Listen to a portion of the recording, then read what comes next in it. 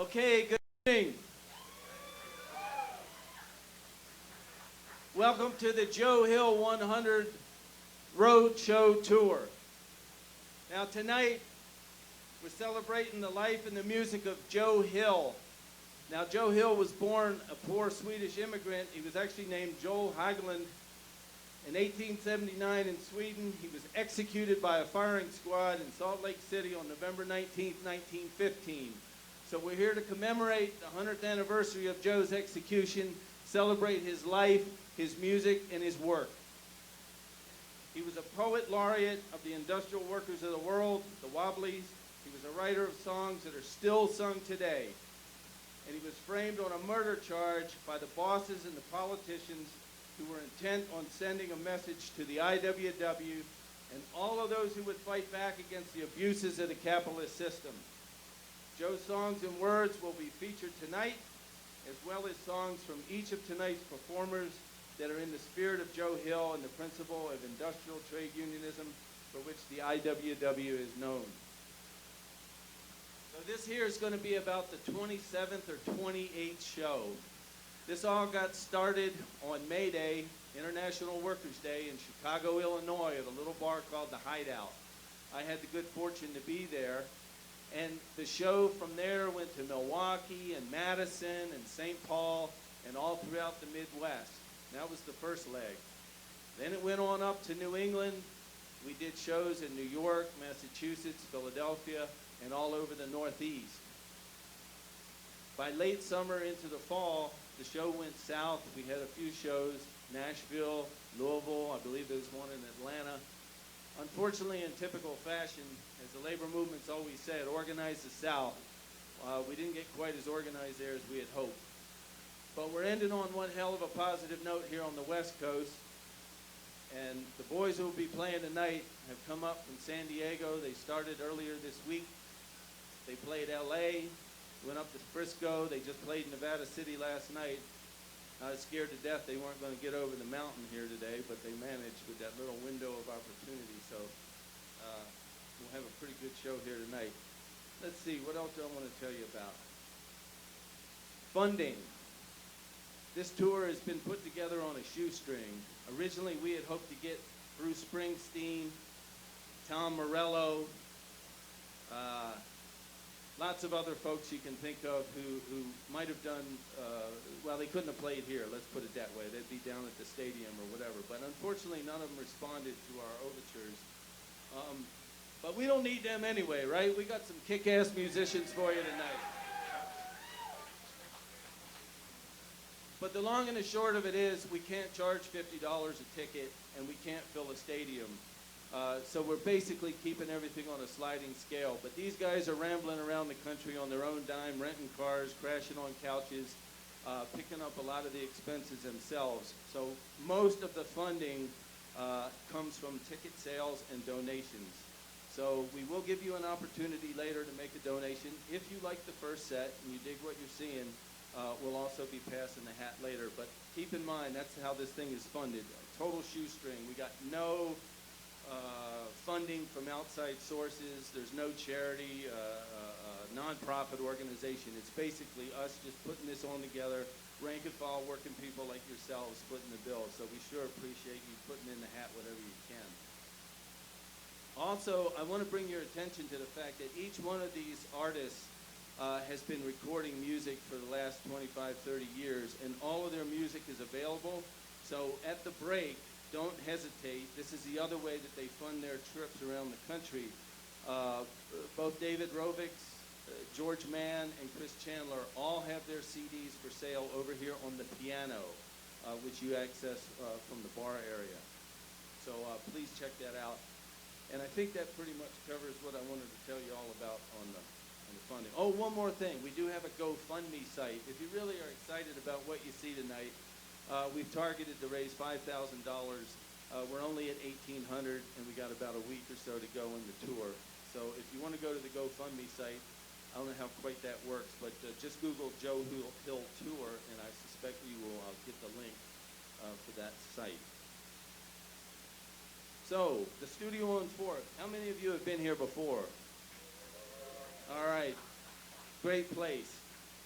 We do our films here. The IWW, Industrial Workers of the World, shows films here on a bi-monthly basis, and we've really enjoyed this space immensely. If you are interested, there are posters on the wall that will tell you this month's schedule of events. Mike is open 5 days a week.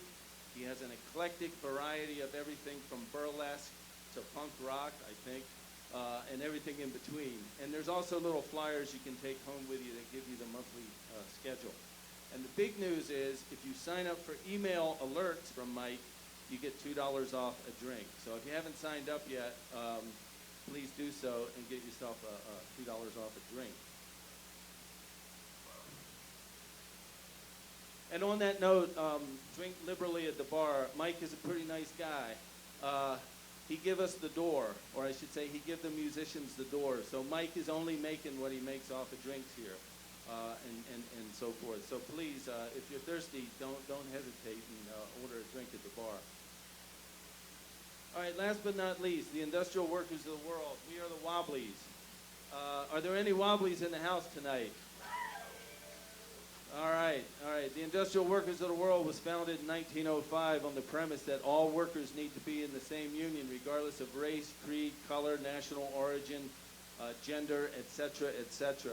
One of the things that's divided the labor movement for years, well, many things, is all of those divisions. And the Wobblies have always said you have to include every member of the working class in the union, and then we'll have a real labor movement, and then we'll be really ready and able to fight back against the system that exploits it.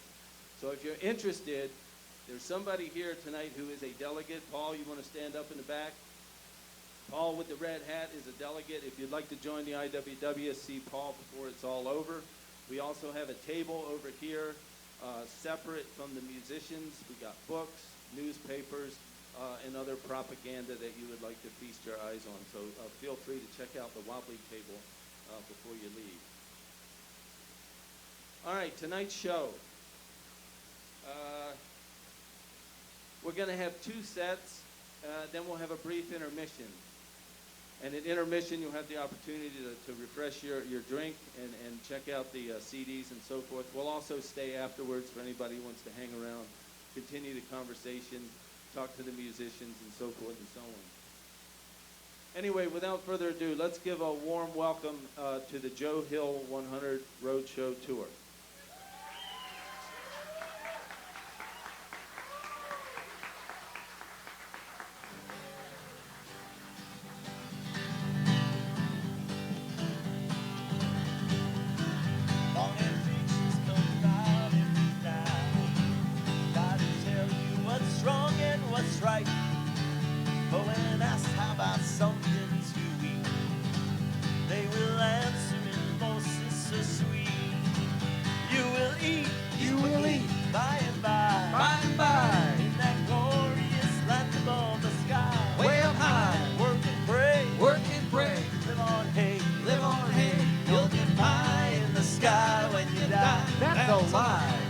Salvation Army they play, and they sing and they clap and they pray, till they've got all your coin on the drum.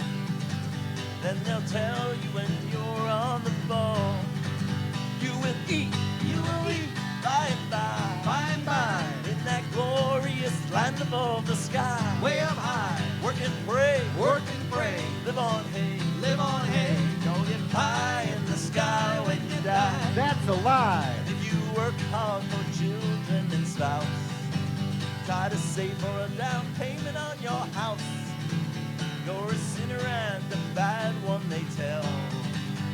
When you die, you will sure go to hell. But you will eat by and by, in that glorious land above the sky, way up high. Work and pray, live on hay, you'll get pie in the sky when you die. That's a lie. Yeah. Working folks of all countries unite. Side by side we for freedom will fight.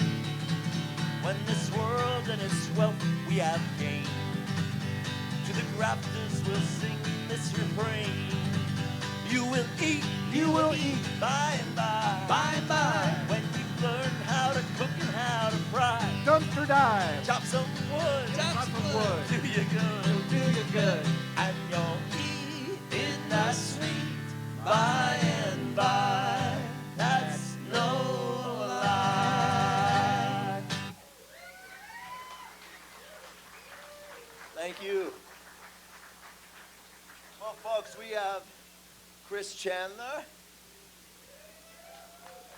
David Rovics, and myself, George Mann, is the core of the Traveling Roadshow. Thank you so much. Boy, if we had, can't believe we had this many people on a Monday, snowy night Monday in Reno. Thank you, all the great organizers and Ron the Wobs for doing this. I'm going to plug this in now, Doug. Sorry about that. Thank you, Doug, behind the board, for taking care of the sound. So we're going to do 2 sets tonight, and we're going to have some special guests joining us in the second set. And we started, as Ron said, down in San Diego. We conceived this, well, Ron actually doesn't say it. He started the idea rolling last year. Yeah, Ron Gamaga. He and another railroad engineer named J.P. Wright. And they wanted to do something to commemorate JFK. And we contacted a bunch of folk singers and asked us, how could we put this together? And we spent a lot of time thinking about it, and we ended up with 4 different lengths so that we could cover different parts of the country in different times of the year. And so I'm very happy to be doing this sled with David and Chris.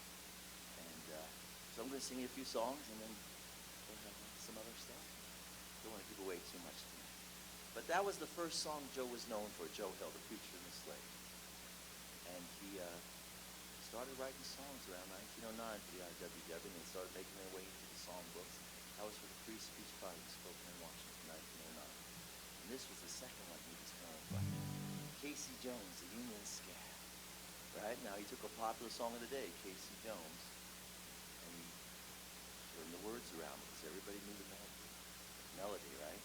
And turned into Casey Jones, the Union Scab, and sung it off to striking railroad workers in Northern California.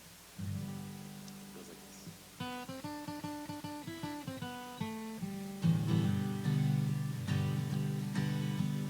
Workers on the SP line strikes out a call.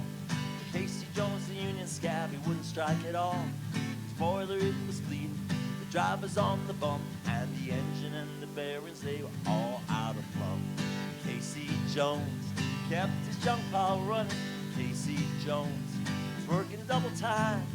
Casey Jones got a wooden medal for being good and faithful on the SP line.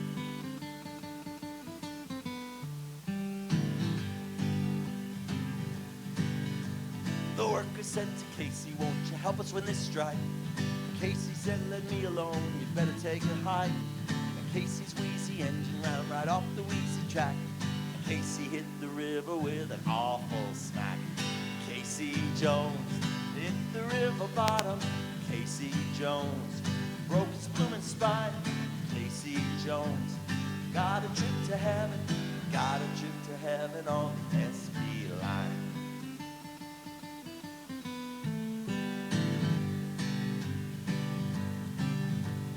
Casey got to heaven, way up to that pearly gate.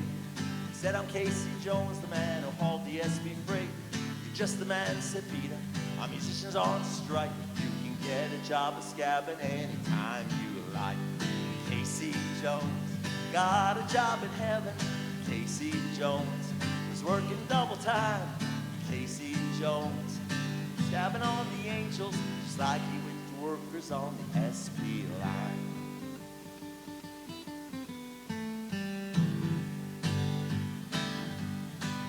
Well, the workers got together.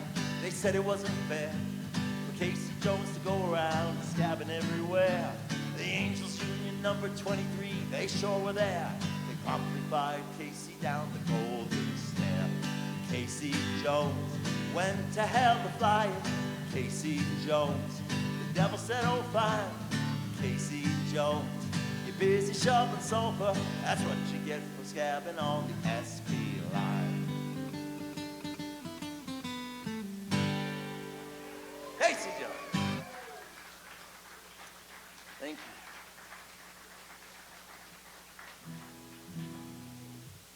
you.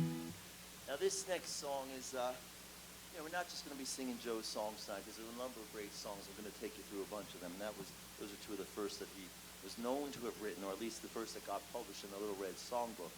And that's important because when they did arrest Joe for the murder of a cop that ultimately he was framed for and executed for in 1915, he was an ex-cop who was a grocer, and there was a robbery in Salt Lake City. But when they framed Joe, one of the first things they did was they wrote the sheriff's office in San Pedro, California, where he had lived prior to coming to Salt Lake City, and asked what they knew about him. And the reply from the sheriff, who knew nothing about the case in Salt Lake City, was, "Oh yeah, I'm sure you got the right guy. He's one of those undesirable IWWs.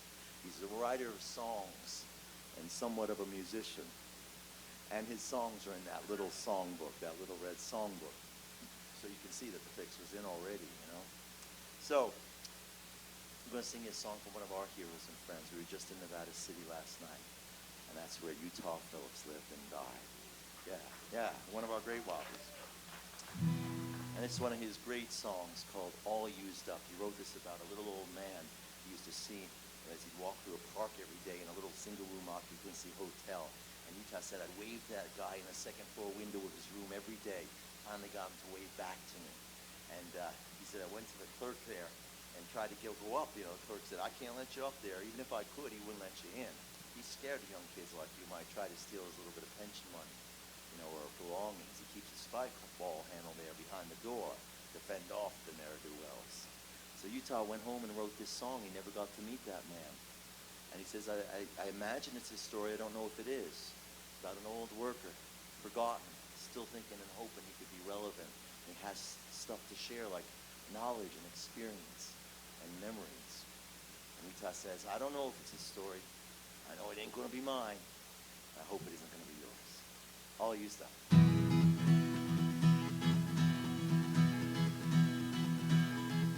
I spent my whole life making somebody rich. I busted my ass for that son of a bitch.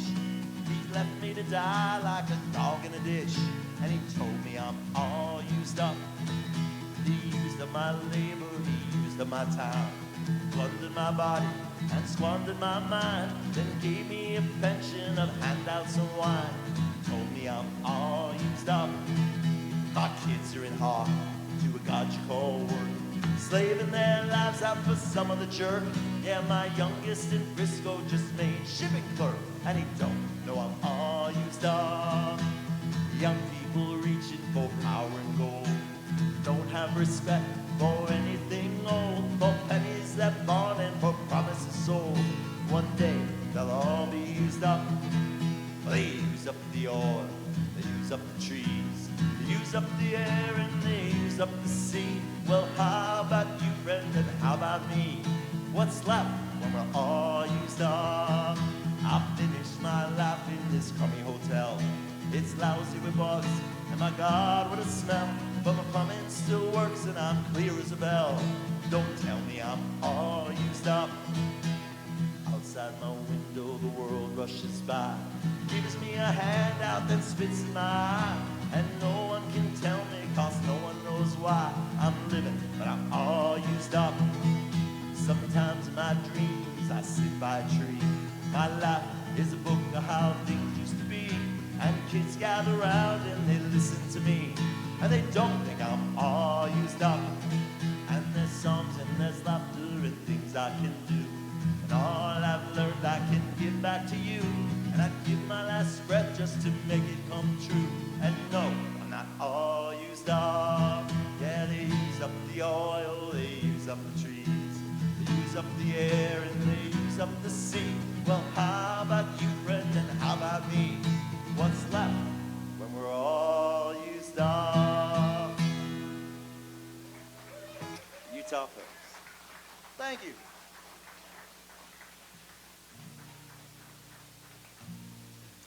I'm going to sing you one of mine, and it's a song I wrote. You know, I tour Australia about once a year typically, and the first time I went over there, I was billed as like the lefty folk singer, union guy from the States, you know, and people kept coming up to me everywhere I went saying, you know, you're not like the typical American we expected. And I say, I try not to be. I said, but what do you mean? I'm an American who believes in freedom and justice for all and liberty, and equal opportunity for all people and workers' rights. And aren't those the ideals our country espouses, right?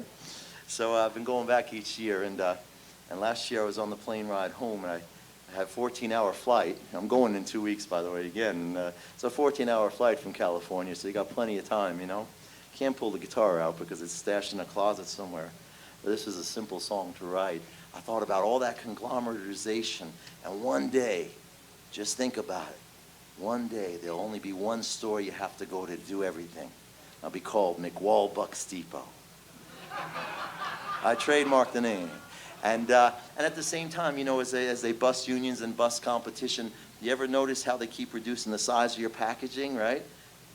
Your half-gallon ice cream is now like 1.75 liters. Your 8-ounce yogurt is 6 ounces. When they drop the beer from 12, 11 ounces, that's when there'll be a revolution, I think, you know, right? Yeah, right? So I was thinking about all those when I wrote this song about the typical American who doesn't care about these things and is happy to go to McWalbuck's Depot to get everything in one place.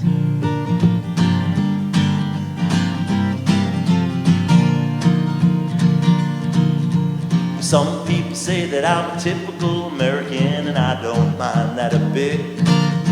I once voted Democrat and stood up for the unions, but nowadays I don't give a shit. I'm a gun-toting, meat-eating, mind my own businessman, and I just wanna have fun. And I don't wanna hear about global warming, cause I like to bake in the sun. So I'm going to McWalbuck's Depot, I'm gonna get me some burgers and fries. And I follow it up with a double shot mocha. It's just $1.50 to supersize. Less competition and fewer choices just make it easy on me. So I'm going to McWalbuck's Depot in my oversized SUV. Woo! Hey, gas is on to $3 a gallon, right? Has everything been getting smaller, or is it just my eyes? Well, it started with soda and yogurt and ice cream. Now you pay more money for a smaller size. The big corporations, they keep on combining, and there's nothing wrong about that. 200 channels and a Wi-Fi modem, and I just keep getting fat. So I'm going to McWalbuck's Depot, I'm gonna get me some burgers and fries. And I follow it up with a double shot mocha. It's only $2.50 to supersize. Less competition, fewer choices, just make it easy on me. So I'm going to McWalbuck's Depot in my oversized SUV.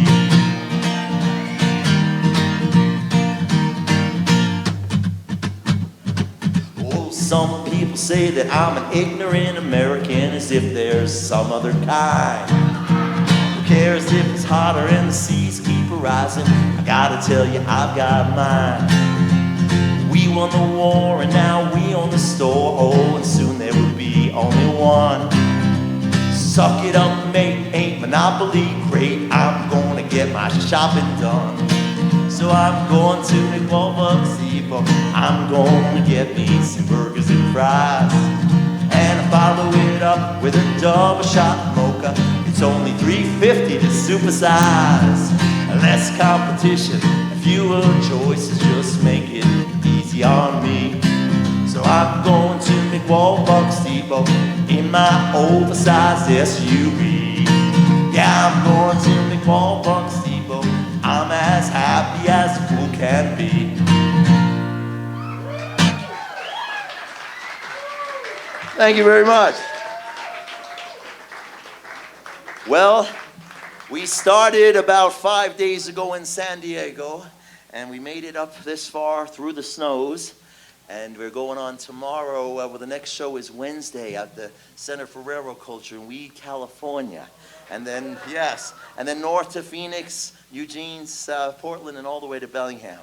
These two guys are friends of mine and great, great performers. Glad to bring them out. Chris Chandler and David Rovitz.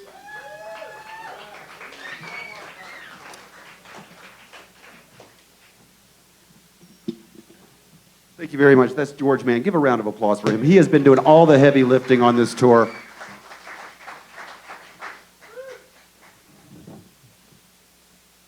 It is great to be here. I don't get to say this very often anymore, but I have played now in 47 states, and I have never played in the state of Nevada. This is my first time on stage in the great state of Nevada.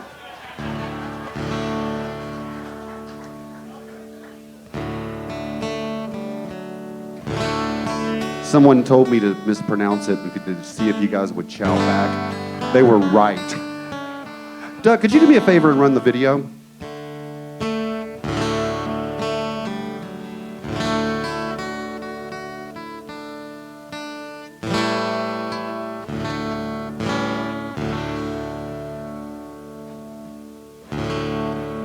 I believe in solidarity. I believe in the Easter Bunny. I believe in the Tooth Fairy.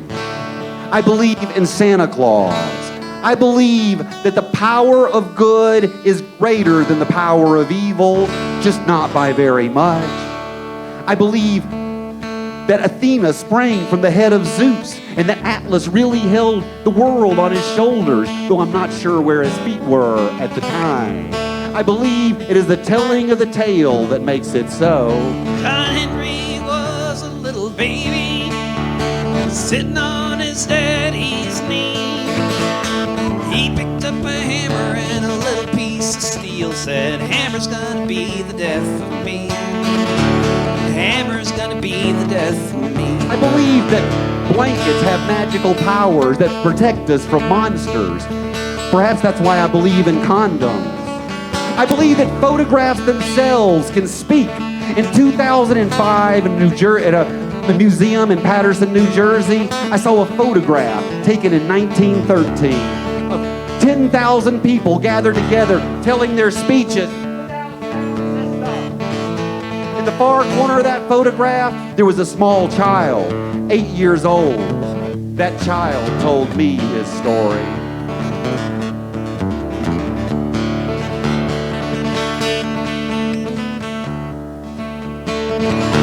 I got lost in the video. The captain said to John Henry, "I'm gonna bring that steam drill around. Gonna bring that steam drill out on the tracks. Gonna knock that steel on down." He said, Knock that steel. "What's 100 years between friends?" In 1900, there were not 1,900 automobiles or 1,900 miles of paved road to drive them on. But in 2000, there were enough miles of paved road to build a bridge from here to Uranus and enough to assholes on the highway to form a traffic jam.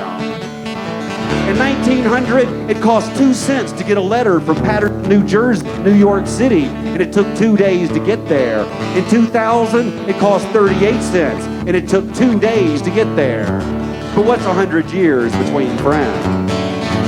John Henry told his captain, "A man ain't nothing but a man. But before I let that steam drill beat me down, I'm gonna die with a hammer in my hand. Gonna die with a hammer in my hand." It had only been 10 years since the Wright brothers, and already people were dropping bombs from planes. In 1913, the Panama Canal opened, as did Grand Central Station.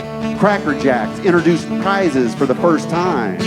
Buffalo Bill Cody's Wild West Picture Show could no longer compete with the new motion picture industry, and it went bankrupt.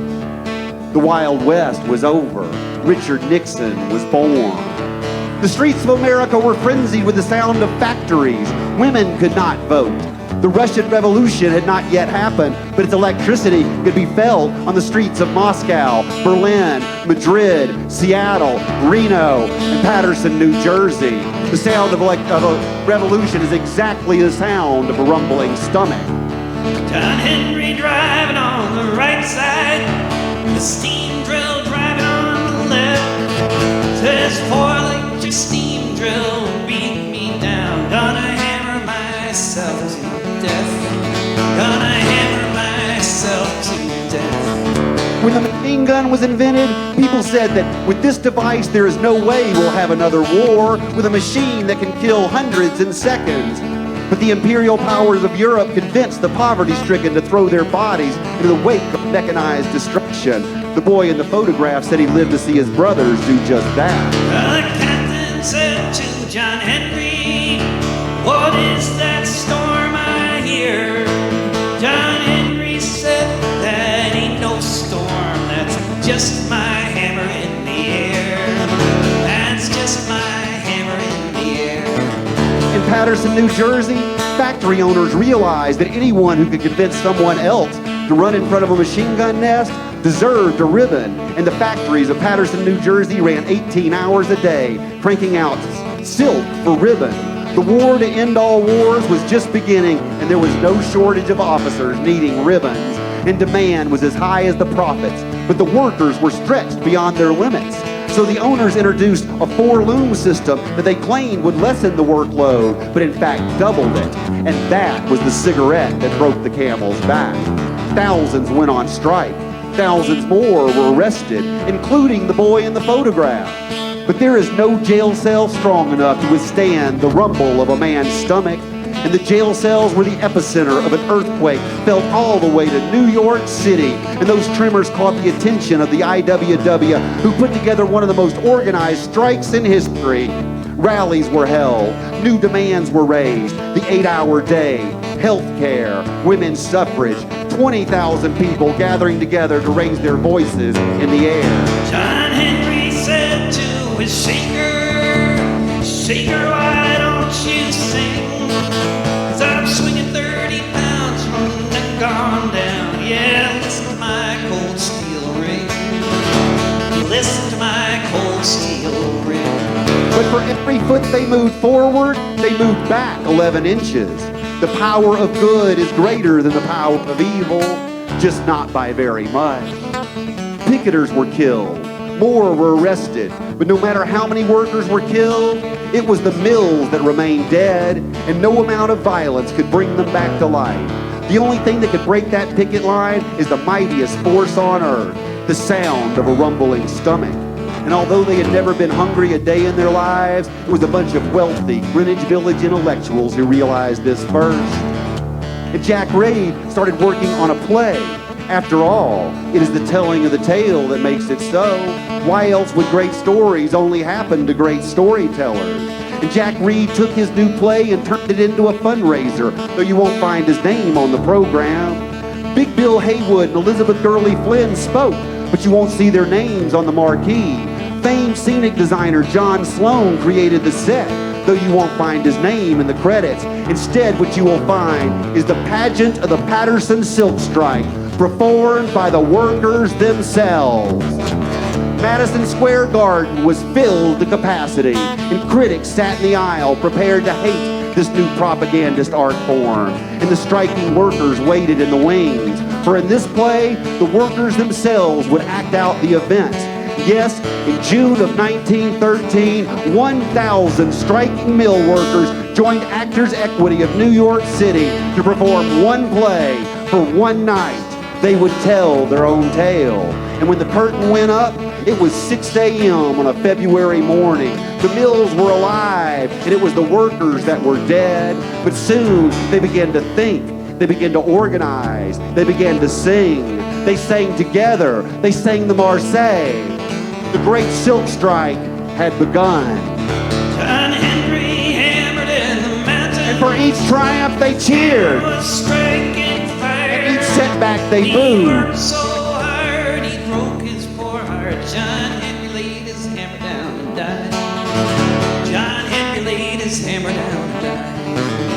No rock concert could recreate the enthusiasm of that crowd. They made Woodstock look like an episode of American Idol. The boy in the photograph was there. He was one of the tens of thousands in the audience in a standing ovation, fist in the air, singing at the top of his tiny lungs, the Internationale. John Henry, he had a woman. Her name was Polly Ann. She picked up trail with a piece of steel. Polly drove him like a man. Polly drove steel like a man. The play received overwhelming critical acclaim. To this day, it is considered one of the most important moments in modern art. Few performances could ever match what happened on that stage that night. But as with too many great works of art, You know what happened? It lost money. How could it not? Too many people were let in for free. How could they not? How could you ask a family to pay to see a play their striking father is in? You can't. The boy in the photograph did not pay. How could he? Without further financial assistance, the strike began to decay, and the workers slowly went back to work. Many would say it was a defeat. Many would say it was the end of the IWW itself. But the truth is, it was only the beginning, at least for their goals, because there is no way to undo the jubilation of that crowd, just as there can be no such thing as a victory without first an understanding of defeat. Listen to the greatest American art form there is. My friends, listen to the blues. Well, every Monday morning when a bluebird began to sing, you could hear John Henry from a mile or more. You could hear John Henry's hammer ring. You could hear John Henry's hammer ring. If dreams were real, there would be no need for dreams. In a world of no dreams, we would only dream of dreaming. You see, the strikers may not have gotten everything that they wanted, but in truth, they went back to work under pre-strike conditions. Their original grievance, the four-loom system, was not implemented for another decade. But a few short years later, on March 14th of 1917, Congress enacted what the pageant of the Patterson Silk Strike demanded: the 8-hour day. 3 years later, women could vote. There has always been a fragile bridge built between laborers and intellectuals. It is fragile. It takes skill to cross it. Few will make it. Perhaps a play, perhaps a song, perhaps an event in a bar in Reno, Nevada, commemorating the 100th anniversary of the martyrdom of Joe Hill can cross that bridge. And once crossed, there is no end to what can be accomplished. John Henry was a little baby sitting on his daddy's knee. He picked up a hammer and a little piece of steel, said, "Hammer's gonna be the death for me. Hammer's gonna be the death for me." It is the telling of the tale that makes it so. Just like the Easter Bunny and the Tooth Fairy and the greatest story ever told. It is the telling of the tale that makes it so.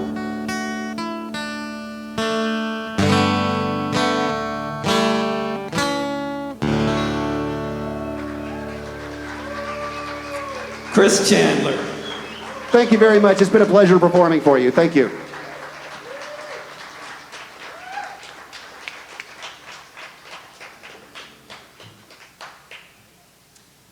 Well, I've been capitalizing on the 100th anniversary of Joe Hill's death for the past year. I'm not capitalizing on it very well, but I'm trying. A friend of mine from Sweden last winter asked me if I'd come do a tour of Sweden with him on the theme of Joe Hill's 100th anniversary of his execution, and we played in his home, in his house. His house in Gefle, north of Stockholm, is owned by the Swedish Anarchist Trade Union Federation, SAC, and it's like an anarchist tourist destination.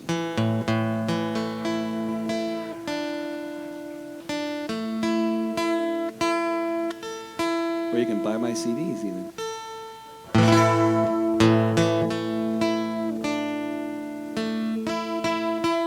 And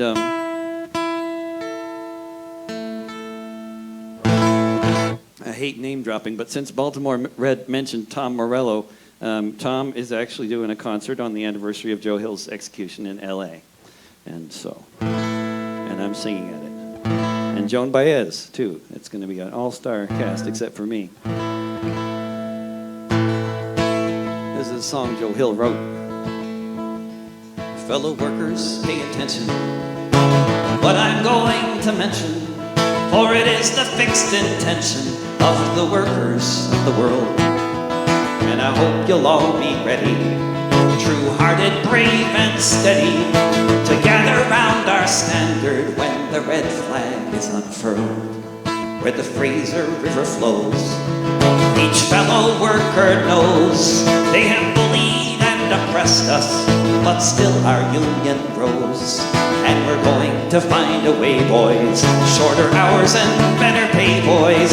And we're going to win the day, boys, where the Fraser River flows. For these gutty sack contractors have all been dirty actors, and they're not our benefactors, each fellow worker knows. So we've got to stick together, fine or dirty weather, and we will show no white feather where the Fraser River flows, where the Fraser River flows. Each fellow worker knows they have bullied and oppressed us, but still our union grows. And we're going to find a way, boys, shorter hours and better pay, boys. And we're going to win the day, boys, where the Fraser River flows.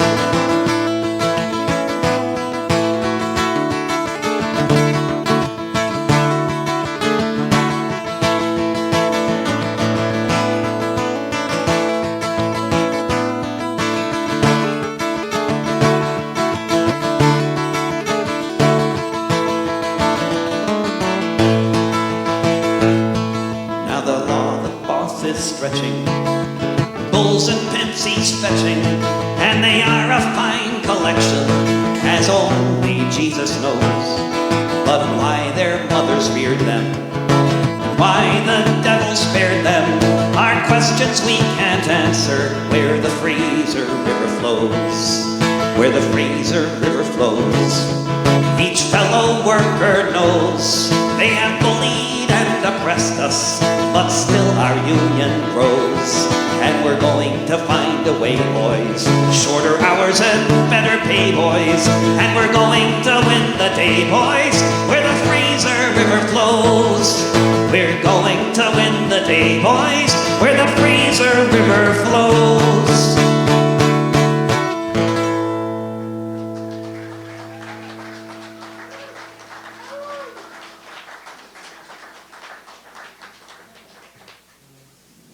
And then I thought, for the 100th anniversary, it could be a good occasion to write another song. I thought there are songs about Joe Hill, but I thought I'll write another one.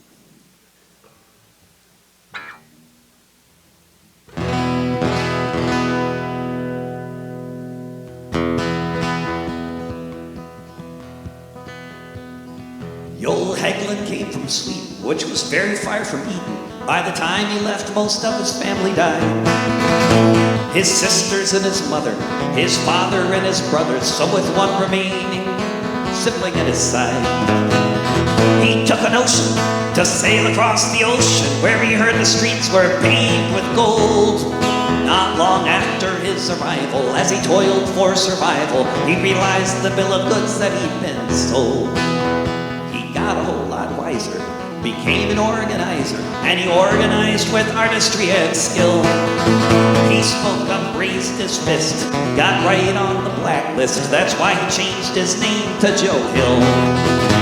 He heard that it was best if he headed to the West, where the industrial workers of the world were finding the solutions for making revolution, with Red Songbook and Red Flag unfurled.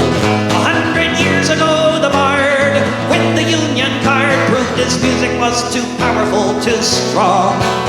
They couldn't stand the sound, they had to take him down, lest he organized the working class in song.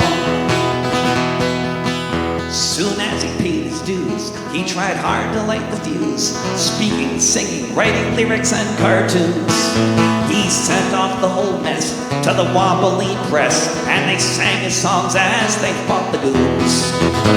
He joined the singing movement and fought for improvement by abolishing wage slavery worldwide.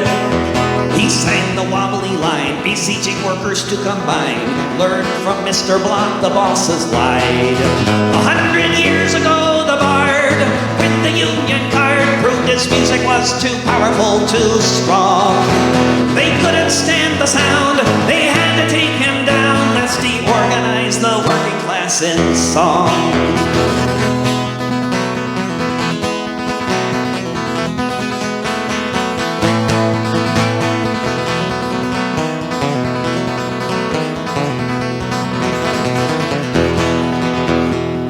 Would be cut short by a kangaroo court, eager to determine one man's fate.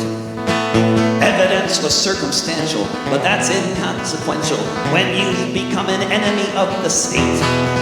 They put him up against the wall, and that was all. They gunned him down in 1915. He took all the bullets he could take there by the Salt Lake for being the best bard they'd ever seen. 100 years ago, the bard with the Union card proved his music was too powerful, too strong. They couldn't stand the sound, they had to take him down, lest he organized the working class in song. 100 years ago, the bard with the Union card proved his music was too powerful, too strong. They couldn't stand the sound, they had to take him down, lest he organized the working class in song. Lest he organized the working class in song.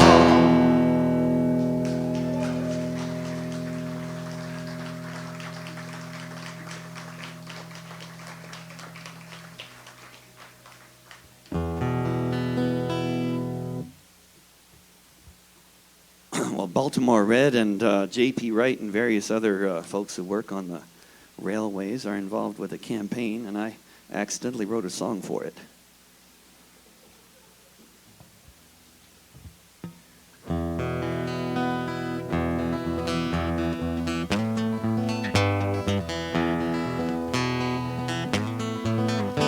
There's an oil boom, prairies are on fire, shale gas, all the fuel you might desire coming out so fast. No time to light pipeline, Eurekaville. It's like the days of 49, except this time we're using massive rigs to poison everything more thoroughly. The deeper that it digs, trains a mile long, loaded up in rail cars, send them west, send them east, past cafe schools and late night bars. There's an oil train coming to your town. There were dangers, they knew this from the start, but they were minimal. They said everyone must play their part and risk the destruction of their cities. Each time a train rolls by, hope it won't derail and detonate sky high. There's an accident each day somewhere, but we're not supposed to fear that it could happen here. Listen closely. Do you hear that whistle blow? Look out the window. Do you see the fire glow? There's an oil train coming through your town. It was after midnight on a Saturday night. A resident called, and that rail car was alight with that much gas. Sitting by the lake, it was no one's job to watch the car that maintained the brake on 73 massive tanks of fracking gas down the hill, gaining speed as they rolled past. Now at the Music Cafe that once was on Rue Frontenac, there are 50 customers and employees that won't be coming back. There's an oil train coming to your town. There's an oil train coming to your town.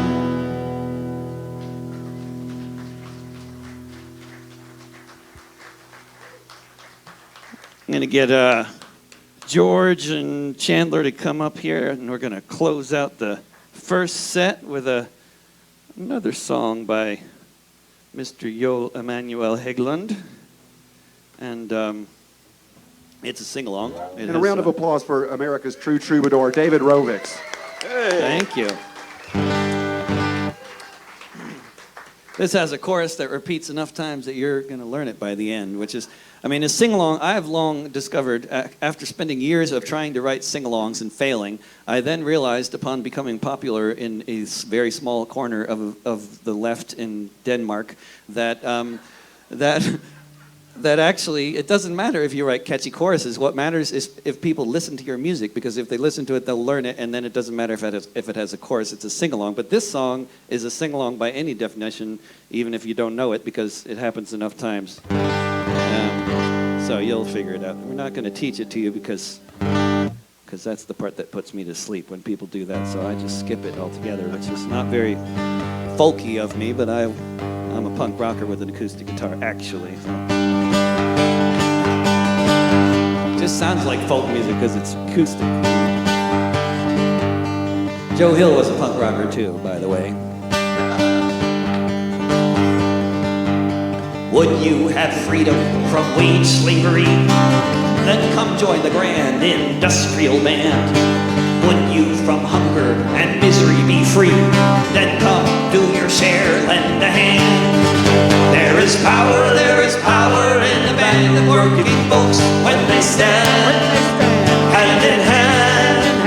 That's a power that must rule in every land. One industrial union brand.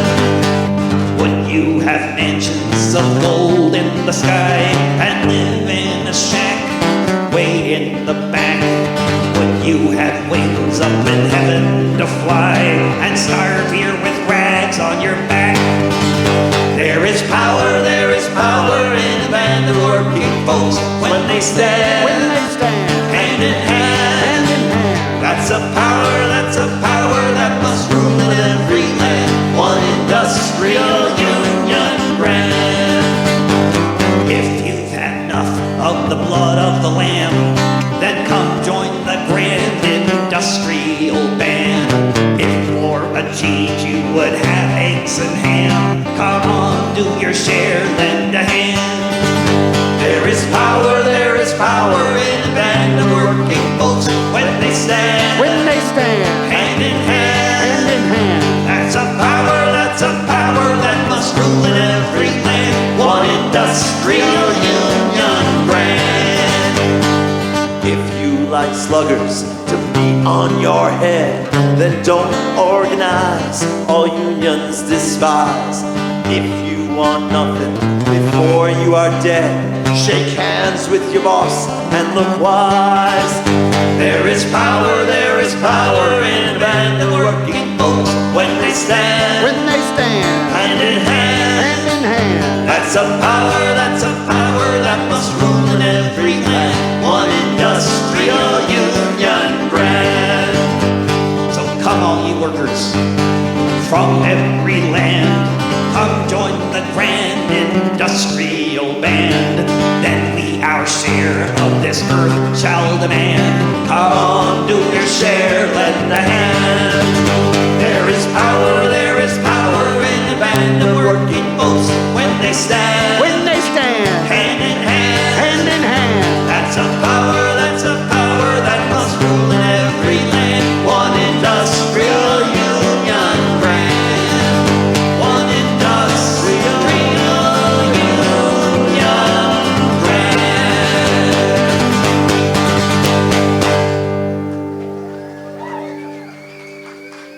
David Robics, George Mann. and Chris Chandler. We'll be back in 10 or 15 10 minutes. I'll have special guests. Our on the landlords second appreciate set. your CD purchases. Yes, please check out the merchandise and, of course, the music.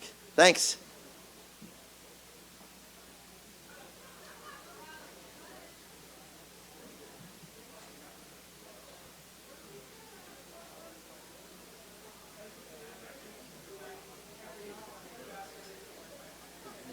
Sure, cool, perfect.